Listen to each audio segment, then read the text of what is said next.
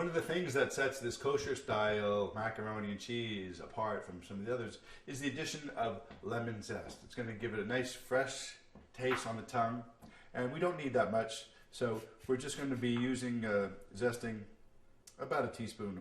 And I like to use this as a grater that I have. It's also used for, you can also use it for grating cheese if you have a big block. And what we want to do is just get the dark yellow. See how we've made one little pass, and now it's the light yellow. We don't want to go any further on that because that gets starts to get bitter, and none of that flesh holds the oil. It's the lemon oil that we so want that's in the zest.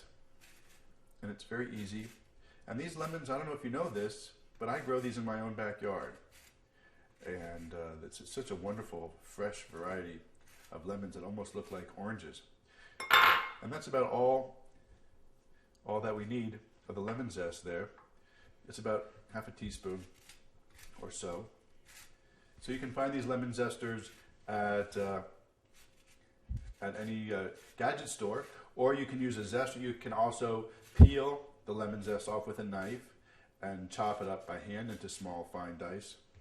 But this is the easiest and fastest way. If you're getting tools in your kitchen, this is a wonderful tool to add.